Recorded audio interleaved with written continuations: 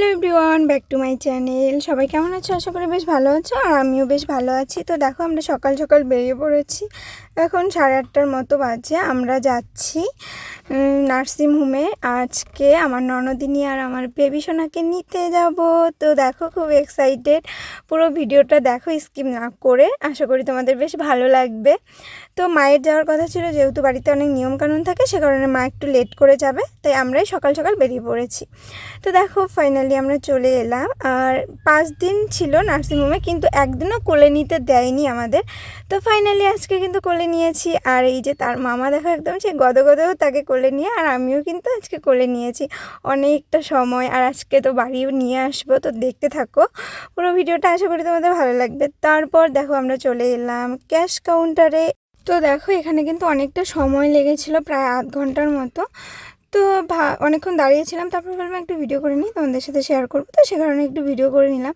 আর প্রথমত আজকে আমার খুব ইচ্ছে ছিল তোমাদের সাথে ভিডিও শেয়ার করব, যে আজকে আমার ননদিনী আর বেবি সোনাকে নিয়ে আসছি। সে কারণে কিন্তু লজ্জাও লাগছিল। সবাই কেমন কেমন বলে যে সারাক্ষণ শুধু মোবাইল নিয়ে থাকি। তারপর বড় বলছিল, কোনো ব্যাপার না, তুমি করতে থাকো তোমার কাজ। তো সে কারণে একটু ভিডিও করে নিলাম। তারপর ওখান থেকে পাঠিয়ে দিল এই ওষুধের দোকানে, এখানে কত টাকা বিল হয়েছে সেটা জানার জন্য।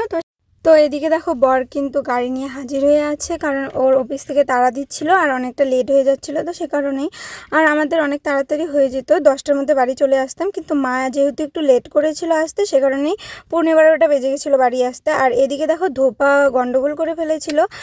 যাকে বেবির জামা কাপড় কাচতে দেওয়া হয়, সে আর কি বালতি উল্টো পাল্টো করে ফেলেছিল, কাপড়ের বালতি। তো সে কারণেই একটু লেট হয়েছিল ওখানে। তো দেখো, ফাইনালি কিন্তু আমরা গাড়িতে উঠে পড়ছি। আর মা উঠে পড়েছে আগে, তারপর মোনা আর বেবিকে দিচ্ছিল মায়ের কোলে। তো ভাবলাম আমি একটু ভিডিও করে নিই, মানে মোনা বলছিল যাও একটু ভিডিও করে নাও, ও জানে আমি ব্লগ করতে ভালোবাসি। তো সে কারণে ও আবার আমাকে একটু সাপোর্ট করে, বলে যে ভিডিও করো। তো সে কারণেই ভিডিও করছিলাম। আর এই যে দেখো, ফাইনালি কিন্তু আমরা গাড়িতে উঠে পড়েছি আর বাড়িও চলে আসছি। আর সবাই গল্প করতে করতে আসছিলাম, সবাই খুব খুশি। তো এই যে দেখো, বাড়ি চলে এলাম। আর দেখো, সবাই কিন্তু দেখতে এসেছিলো, আর স্বাভাবিক, সবাই তো দেখতে আসবে, সবাই কিন্তু খুব খুশি।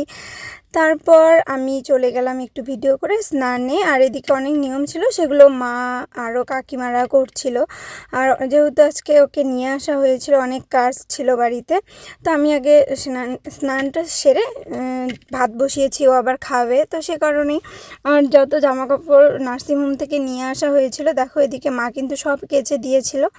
তারপর দেখো, সবাই খাওয়া দাওয়া করে, এই যে বেবি এখন ঘুমিয়ে পড়েছে। এখন 2টো প্রায় বাজে, ও সবেমাত্র খেয়ে ঘুমিয়ে পড়লো। তো আমি একটু ওকে দেখতে এলাম। তো ভাবলাম একটু ভিডিও করে নেই, তোমাদের সাথে শেয়ার করব জন্য। তো কেমন লাগলো আজকের ভিডিওটা অবশ্যই কমেন্টে জানাবে। দেখা হচ্ছে তোমাদের সাথে নেক্সট ভিডিওতে। সবাই ভালো থেকো, সুস্থ থেকো, টাটা।